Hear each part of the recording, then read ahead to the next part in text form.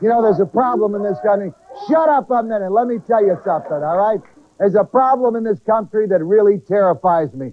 We keep spending more and more money, publicly and privately, yet the crime rate keeps going up, especially in our inner cities. What's going on with the leadership in this country? In my opinion, nothing, all right? Because many of them aren't even really leaders, and some of us don't let the leaders be leaders. Next on the Morton Downey Jr. Show.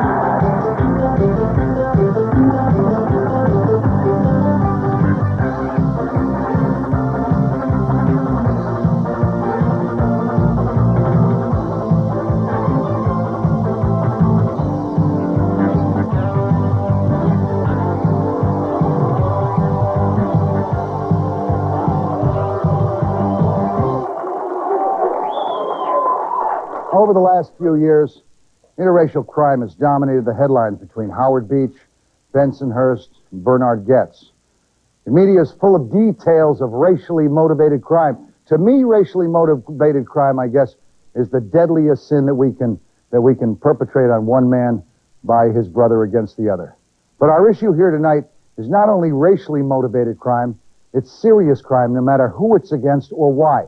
Tonight we're going to look at the community leadership, the state leadership, the national leadership in this country, and find out if they're addressing these problems in their communities, regardless of how small or large they are. Because you and I know that Americans will listen to and respect true leaders. To find out what's really going on in the streets of this country, how about tonight we talk to community activists and political leaders? Join me as we introduce some of our folks who are here with us tonight, all right? I'd like to introduce first, at our loudmouth, Rev Al Sharpton. Reverend, good evening to you, sir.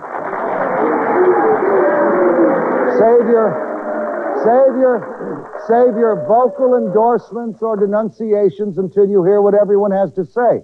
We don't know whether we're booing or cheering until we hear what these gentlemen and ladies have to comment on tonight. Dr. Gloria Toote is with us at home base. Doctor, thank you for being with us.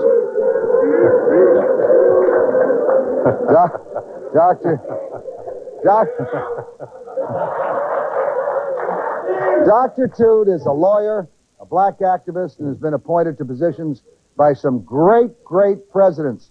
Nixon, Reagan, Ford, all right? She was formerly with Time magazine, which was nice enough to put me in their Man of the Year issue. I'm sorry they put me in with that commie Gorbachev, but that's all right.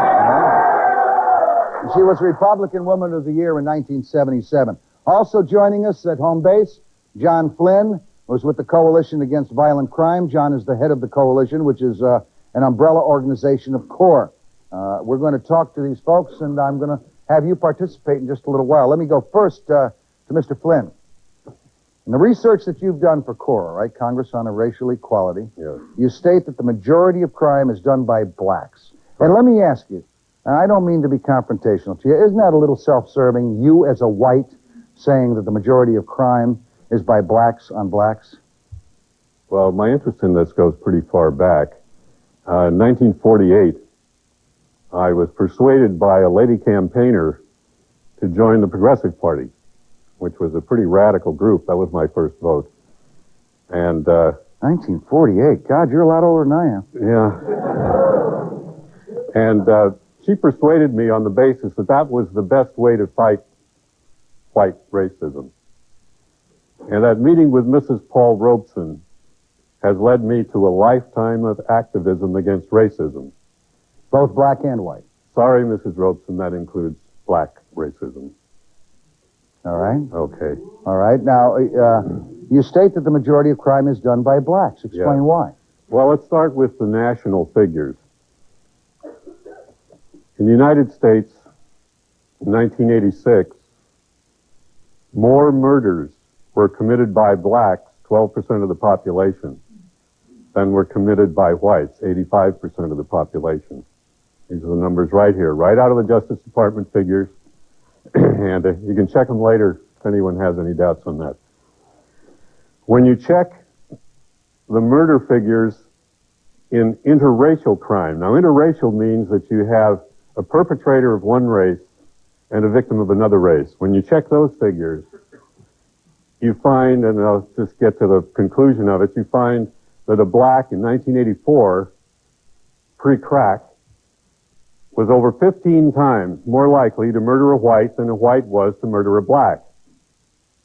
What's that say to you, Joe? That says, John? That says that the people who are... Joe was a lot funnier than I am. Joe Flint. That says that the people who are yelling all over the place with demonstrations, stopping court cases, writing articles, dozens of these confrontational articles saying that there is a widespread white violence against blacks are not telling the truth.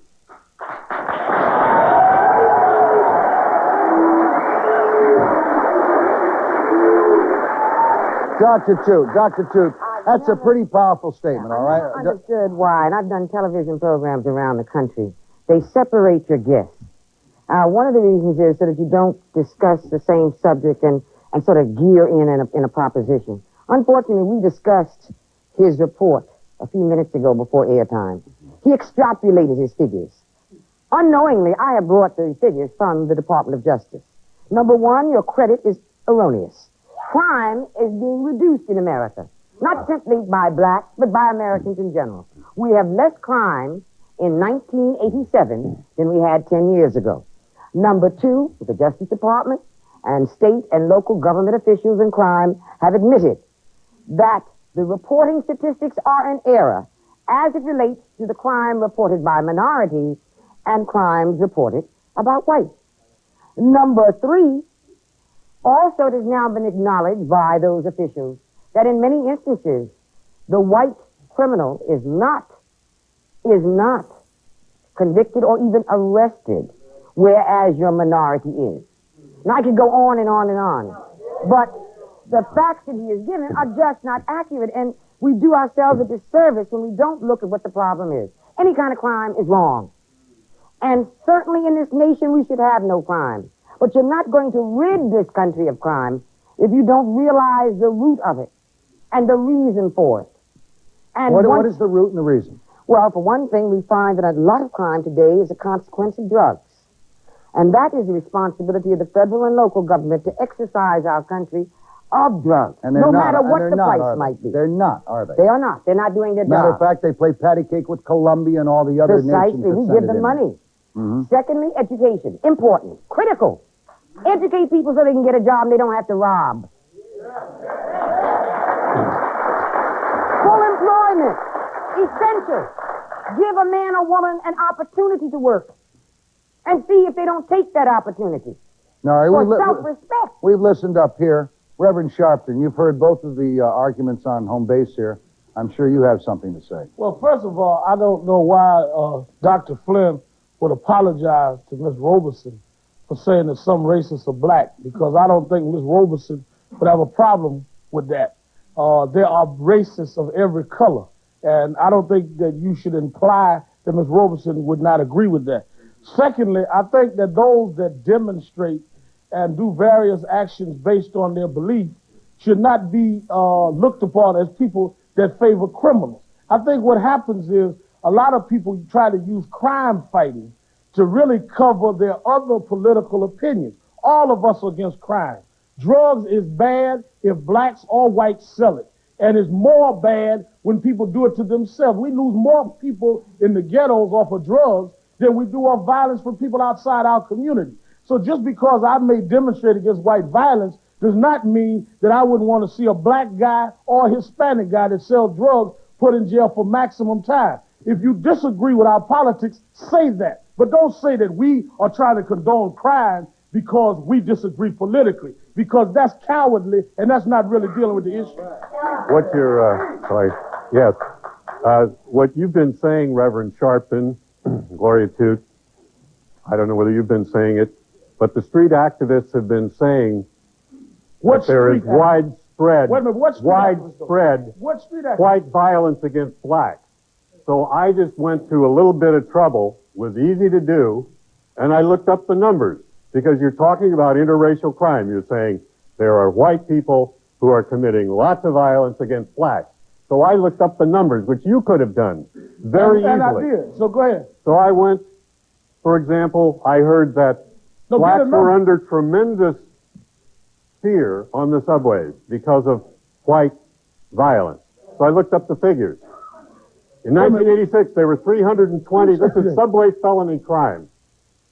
320 whites were arrested. Blacks are half the population of whites. 4,071 blacks were let arrested. me get in here a second. Wait a minute. Al, let me get in here. John, let's remember, those statistics came from the Transit Authority Police, I assume, right? These are the same police who now we find out arrested at least 16 people who hadn't done a damn thing, who all happen to be black. Let me show you what that means. Their figures? Well, let me show you how that works. Let's say that not just 50, because there were 200 that were questionable. 214. 214. They admitted were and let's subtract 214 from the 4,071. Wait a minute, we're going to subtract all of them and say that they were all black and that they all are. Gentlemen, those are the only ones we know about. We're going to come back, all right? When we come back, we'll meet a man who says that IQ has something to do with violent crime. We've heard that before, too. Stand by.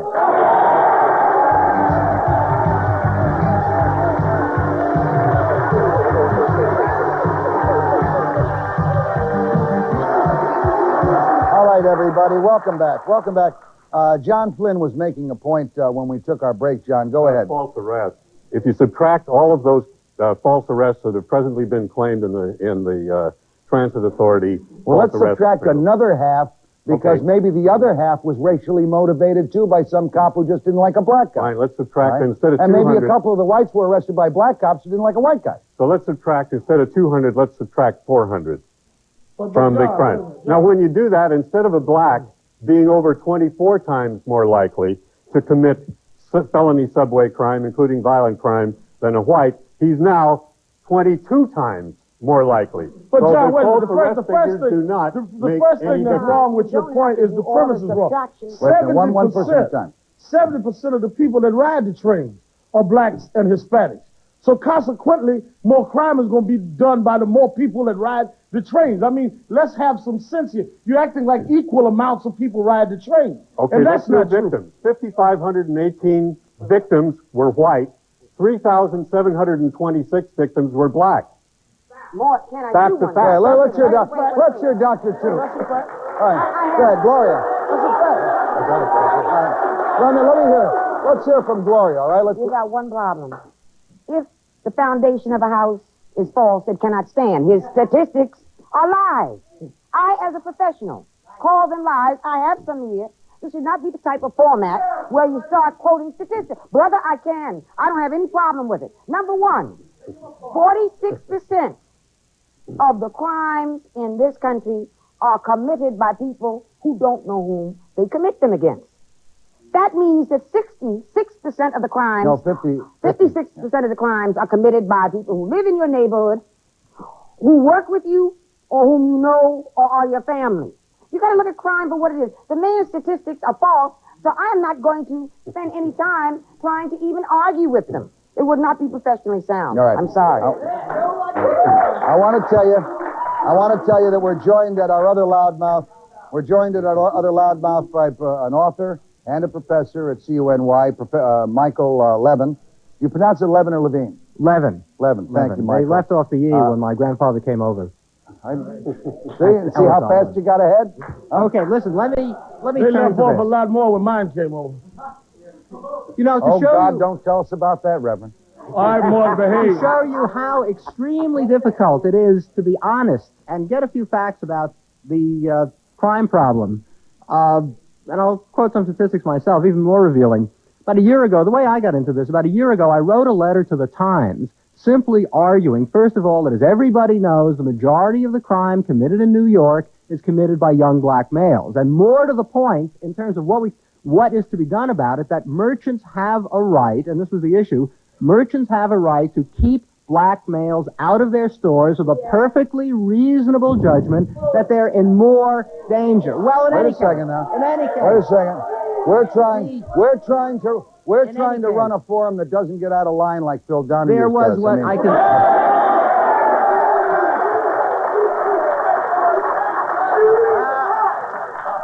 What I can only call hysterical blindness greeted this. Curse words written on my door, death threats. Nobody even wanted to listen. Well, just to throw one more statistical vegetable into the stew, consider this. In New York last year, according to Benjamin Ward, and there's no fudging about this, Benjamin Ward, police commissioner, of the murders of blacks, 86% of blacks who were murdered by other blacks. Now, think about what that means. Blacks are 25% of the population.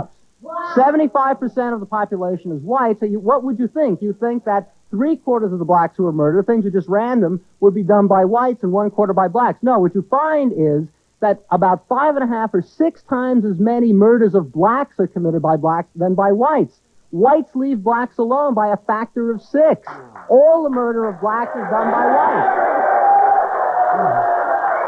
All right. Al, you must have something to say to that. Let me hear from Al. First of all, Knock off the noise and let the guest speak. You can make your noise later. I'll clear the whole damn studio. Now go ahead. First of all, I think Ms. Toote's original point needs to be repeated. Blacks are prosecuted and are prone to be prosecuted more than anybody. So your statistics is based on prosecution. Keep that in mind. Second of all, there's nobody that is more adamant against black-on-black crime than blacks are. That is not the problem. Wait a minute. I didn't interrupt you, Mr. Levin, or Levine, whichever one. You want to use the E or not. The point that we're raising is we have no problem if blacks are committing a crime against blacks and having them arrested. The problem is when whites commit crimes against blacks, having them arrested. And whether that's one white or a million, it doesn't matter. It's wrong if you have a double standard. And it's wrong if blacks go white. It's reversed. You're damn right. And it's wrong if it's reversed. What we're trying to take statistics and try to make them all racially motivated is deceptive and a lie. All right, but Reverend, wait a second, Mr. Levin. Reverend, what is our leadership in the white community doing about white crime? What are you as a leader in the black community doing about black crime? Our position has always been, and we've been very visible about that our biggest crime problem is drugs. We went around, matter of fact, I don't even talk about the past. We're dealing next week, Amman Sharad in the Muslim community in Brooklyn are taking a block on Franklin and Bedford, on Fulton and Bedford, the next block Franklin, where the crack dealers have taken over and actually taken over the crack dens and running them out. And if the police will not arrest them, we're just going to take over inside of the apartments. The crack problem in our community is a serious problem, and it has not been dealt with, and we have been trying to put the media's attention on that, just like we have on racial violence. I'm sure Ms. Toote and anyone could testify that we have been just as visible there as we have on racial violence. But to call all black crime racially motivated is wrong, and to call all white crime racially motivated is wrong. John, go ahead. That's true. Nobody is speaking to that point. What we're talking about is the claim. No, you said street activists were saying there was a rise of racial violence. We're talking about the claims that there is widespread white violence against blacks, and it is not true. I just gave you the numbers. It doesn't exist. No, but your numbers don't answer your point. You're inventing your numbers don't answer your point. You're using general crime statistics. Let's hear your numbers. We're saying there's a rise in racially motivated crime. Let's hear your numbers. Let's hear your numbers. You want to keep hollering or you want to answer? I just want to hear. Let's hear you hush. Yeah, let's hear you shut up and let me answer. You got them? Let me hear the numbers. In the last 30 days, there has been 6 racially motivated crimes in New York. Whether that fits into the crime statistics or not, that is a rise in racial violence. One of them was a white taxi cab driver that was attacked in Harlem. That is a alleged racially motivated crime, just like we allege crime. That's a rise in racial violence. That has nothing to do with the general crime statistics. Oh, are you kidding? Are you telling me that those? All crime is are based you on telling race? me? Are you Are telling you saying me all crime is that based if on race? 25 black people commit one crime each against a white people, and one white person commits a crime against blacks in that same period, that all of those 25 crimes are known to be either racially motivated or not racially motivated? Of course not. So when you separate out... But I didn't hear him say that, John. Yeah, yes, he did. What I'm saying is that this idea, what I'm saying is the idea of racially motivated crime implies that the guy is known to have felt a political motive, or he is known to have felt a profit motive when he committed the crime. Let's come back to all these guests. Let's come back to all these guests, and we'll find out what the leaders are doing in their communities to make them safe. I want to hear from that leadership next. Stand by.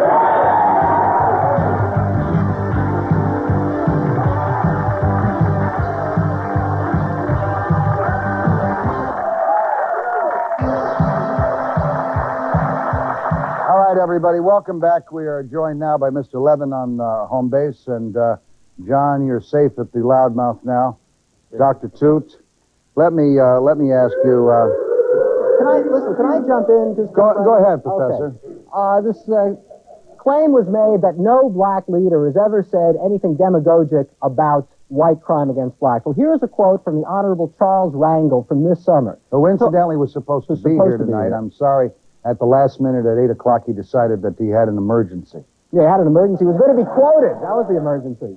Here's a quote from him, speaking to black lawyers. He says, "Don't take off your shirt and tie and put on a pair of sneakers because you and I could get shot running for a bus." That's exactly the sort of demagoguery. Oh, wait a second. Bring me that black book. I'm going to use it right now. That's a quote from Charles Rangel, a black man, right? Right. Black leader. Right. Shows irresponsibility on the part of a black leader. I think you could say so. All right, now let me show you some irresponsibility on the part of some white leaders. All right? Because we got it all over, baby, and that's what's happening. That's what the real problem is. And then you buy the book. How about white police officer Shea, who shot and killed a 10-year-old Clifford Glover and said that all he saw was the kid's skin and thought he was a full-grown man? All right? Made that statement, white guy, all right? How about Mr. Justice Thomas S. Arguesta, all right, of the Supreme Court in Queens? He was asked by a black defendant to appoint counsel for him. The justice, speculating that there was a companion of the defendant who had not been found, said, "There's another nigger in the woodpile. Find him first." Let's face it, all right? Let's face it. These are the things that the press aren't saying. They're saying things that are favorable to blacks. They're saying things that are favorable to blacks on the front pages to stir up the white people. They're saying things that are favorable to the white on the black back pages to stir up the black people. That was not said for the press. Look, let's get something straight. People have a right to act upon their perceptions. The perception in New York, the perception in every major metropolitan area is that you're in much greater danger from a young black male than you are from a white. Why? Because the crime rate for young black males is much higher. That's why. The arrest rate is much higher. Even if the arrest rate is much higher. Even if you fudge the those statistics, are done by a white justice department that don't even let blacks get to the echelon. Wait a second, Reverend. Wait a second. We're in a country that's 86% white. Why shouldn't it be a white Justice Department? No, it should be an 86% maybe, not a 98.6%. And I'm sure the statistics that you're reading on your Xerox sheet should tell you that. You know what's wrong? New York Times. Wait a minute. You know what's wrong? Dr. Toote, let's hear Dr. Toote. This is supposed to be a country, and I was born here. I noticed you weren't. I'm I proud said of my it. grandfather. You And gotta. it's supposed to be colorblind. And every time I hear something come out of your mouth, it is the very thing that we try not to perpetuate. This myth that as soon as you see somebody with long hair, they're going to rob you. That as soon as you see a girl with a lot of makeup, she's not a nice young lady. That is the wrong kind of thinking in America. Yeah, and you know, Doctor, we get back to... determined to do away with it. We get back to the same... Wait a second, John. we get back to the same thing that I was trying to explain before, all right? And that is that we are not cracking down on drugs like Reverend Sharpton brought up, all right? That our police officials are tied against breaking up drug rings by our government, not by our communities, all right? Because our government sends money to those countries so that they can pay off their international debt to the IMF, all right? And we still Well, keep there's getting the another drugs fact in that here. you've forgotten. We allow drugs to be sold in black communities. We preserve the white communities to be nice and clean. And we allow the Kennedys to come into, it's factual. You have your major sale of Drugs are drugs voluntary. in minority Kids who communities. take drugs, Now, that's a nobody fact. puts a gun to the head of a little kid, of a kid that takes drugs. He does it of his own free will. And Let they've only the doctor got finish your themselves- point, Professor. That then you is can the have your point. corruption of You city should listen government. to the doctor more, Once Mr. we Love. crack down on drugs throughout the city, once we crack Throughout the down country. throughout the country, and once we crack down on the broskies, or whatever his name is, who steals millions of dollars and doesn't spend a day in jail, when you look at the underprivileged and the poor I gotta and the get back at minorities... this. Yeah, but wait a second, doctor. Wait a second. Let me Let's talk step in here for just a second. Statistically, when a black person goes to jail, and I brought my statistics, he or she spends 5 years more for the same crime than a white person. 3 months, as a matter of fact. Yet 3 when months. a white person commits a white-collar crime that indeed may starve poor people, no matter what their color is, starve them, cause the stock market to crash, he or she doesn't even go to Now, jail. let me tell you Yeah, but something. no, let me jump in here. Let me jump in here. Wait a second. Dr. Toote, wait a second. There are a lot of countries that are underprivileged, all right, in this world of ours today. They do not have the crime rate that we have in this country. Where? How do you explain They that? got it in Russia. Russia doesn't want to talk about it. I've been there. You want me to tell you about it? They got a crime rate in Russia. They don't I have don't as know high a a country they in don't this world. But that not does- as high, They have one in not as China. high. You have 7 But no million country people more starving in to the death in world, Ethiopia. You don't have the crime rate. Subsidizes drugs. We have crime But no here. country in the point. world We make the does mistake. trade. We make But the wait a minute, mistake of Gloria, always but talking point about this crime out. in racial tones. But see, the There country are that we crime lived done in, by black Wait a people. second. One at a time, or this damn show doesn't no get off. country in the world claims to be fighting drugs and does business with drug-producing countries every day and still tries to come back and run law and order rhetoric to us while they are the ones that are dealing with the Colombians and the other John, you've been White-collar trying to crime. get something in If I here. could just, white-collar crime was brought up. White-collar crime, fraud, embezzlement, forgery. In the United States of America, 1984, a black is over 4 times more likely than a white to commit white-collar crime. What blacks have jobs where they handle billions Look, I don't of care. dollars? You just said that Where white-collar do crime you is get for that from? Your white. statistics are like you But where do you ridiculous. get it from? There is no foundation to it. Let's What hear your blacks are But where do you get your numbers Let's hear your numbers. John, where's your numbers from? Where do you get your numbers from? Justice Department. The Federal Justice Bureau of Department said Investigation. I do not believe the All right. Justice Department said that. I think y'all are throwing out numbers and then say, let me hear your numbers. All right. Show me where the Justice Department said Wait a second. You just When we haven't come done your back, homework, wait a Rev. second. When we come back, we're going to... Hey, hallelujah, shut up. When we come back, we'll take a look at some of the solutions. Come on back with us.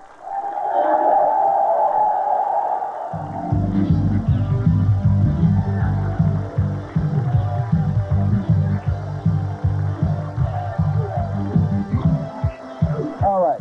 Okay. We have some distinguished and accomplished black leaders with us tonight, and I would say, what should they be doing to bring harmony between blacks and whites, and what can we do about this crime problem? I'll start, Dr. Toote, I'll start first with you. Well, I think one thing is we ought to talk without that fierce rhetoric that polarizes. And I think Koch is really known for that. There was a time when this city was a city really, of love. We had problems, but not that they're too sensitive now. They're too violent.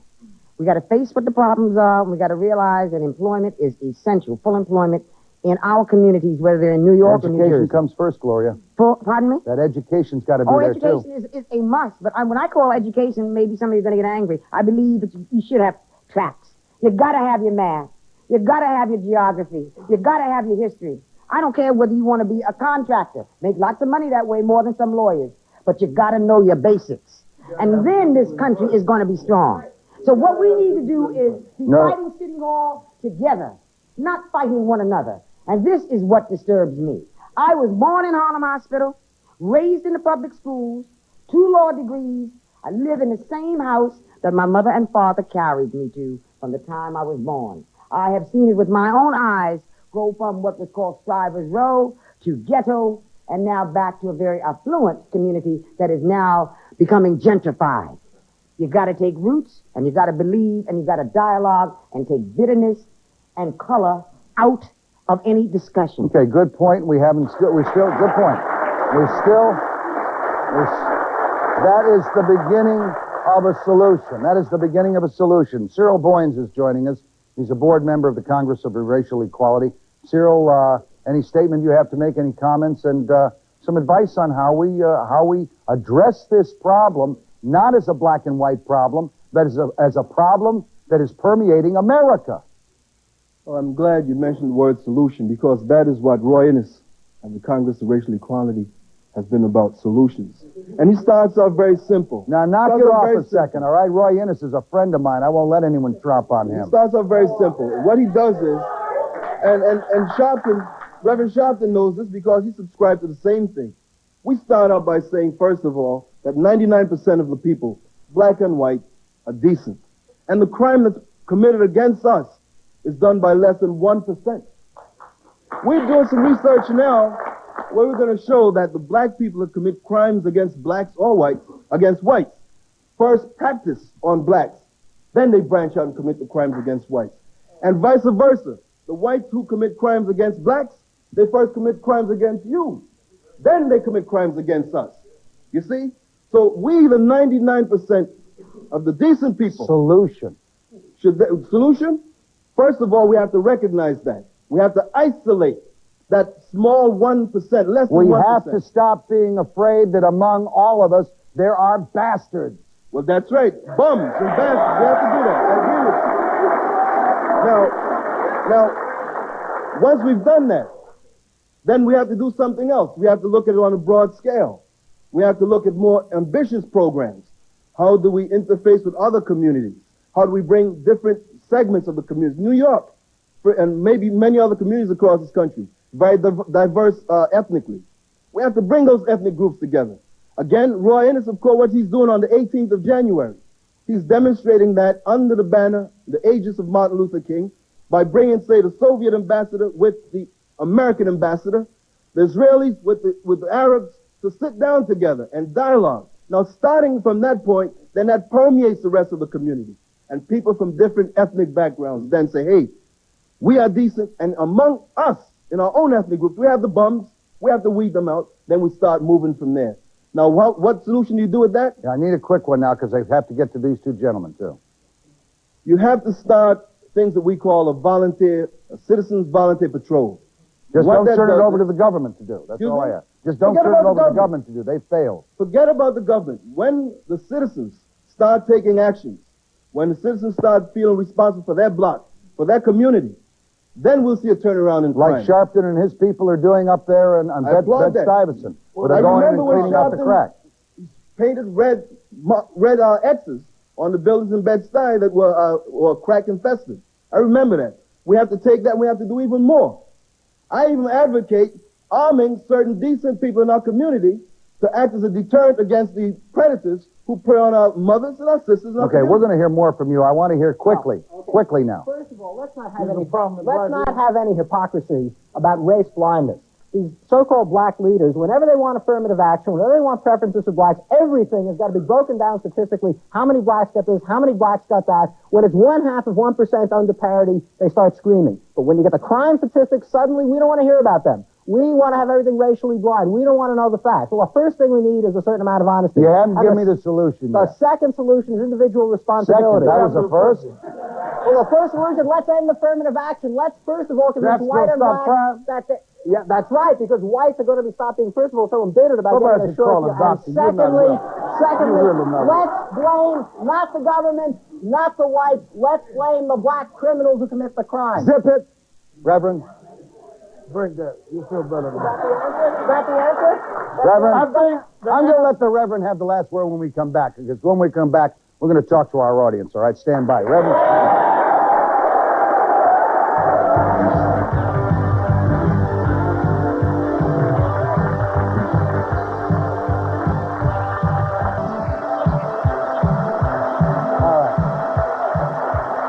Okay, welcome back, everybody. As I had said earlier, Congressman Rangel was supposed to be here tonight, but he had an emergency that came up just a few minutes before he was supposed to be on the show. I had promised Reverend Sharpton that I was going to give him the concluding remark from the last segment. Three things. We need to have equal protection under the law, which takes away the whole racial question.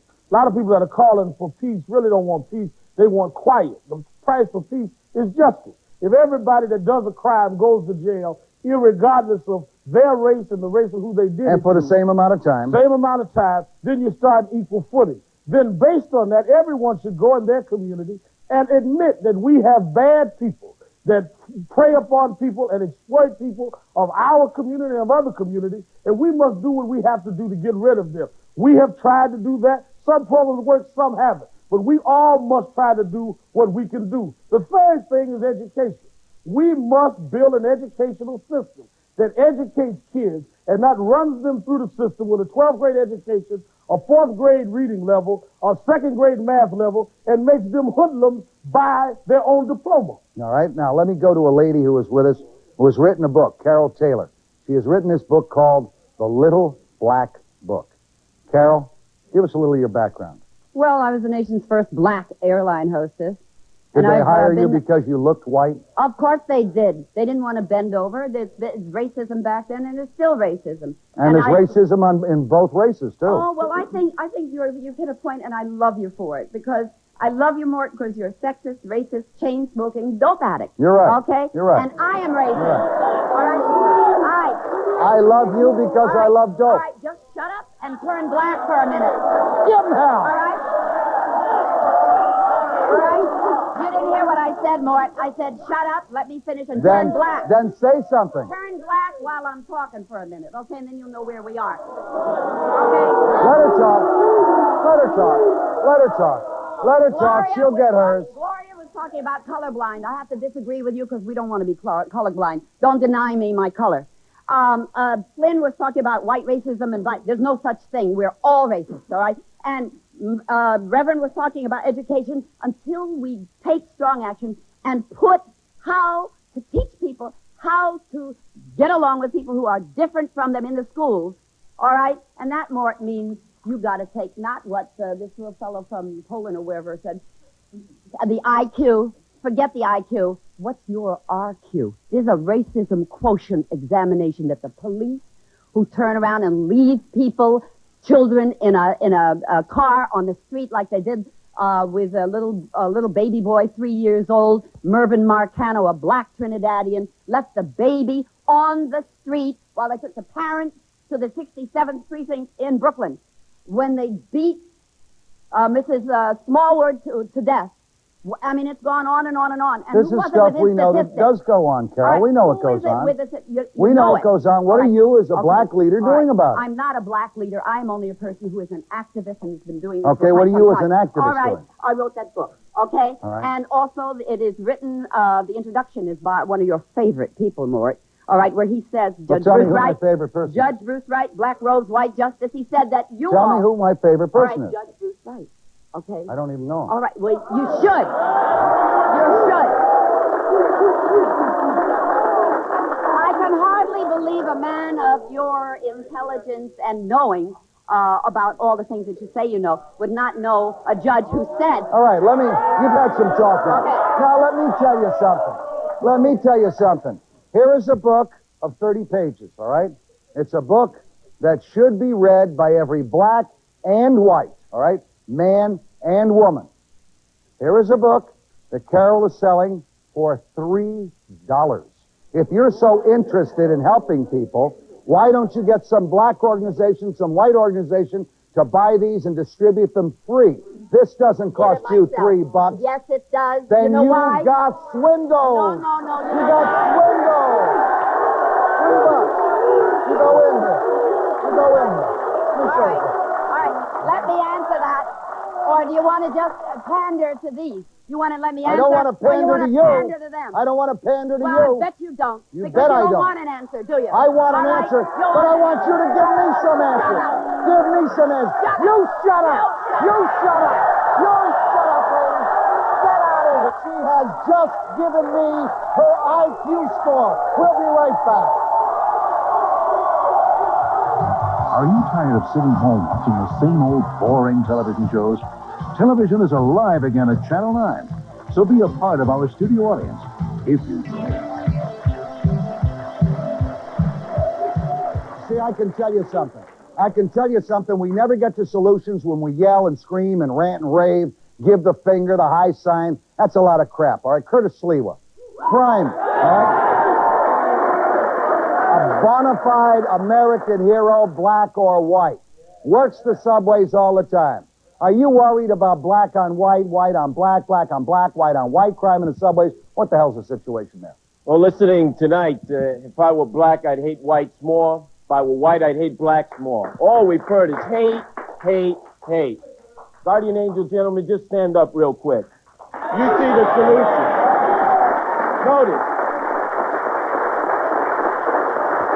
Notice.